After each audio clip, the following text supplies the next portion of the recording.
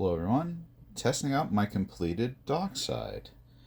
I posted a video recently of a Bowser Dockside, and that locomotive has now donated its frame, motor, and some of the drive to this one so that I could finish this locomotive. It's a little jerky here, I don't have it completely tuned perfectly, but the wheels are a little dirty. The contact needs adjusted. But it came out rather nice. All the valve gear is working great. This also has the detail kit that Bowser used to sell for them. All the parts are installed.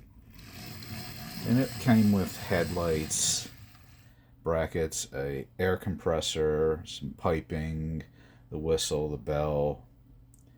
It's a cool little project, I think, and hopefully it'll perform well on the layout. That's about it.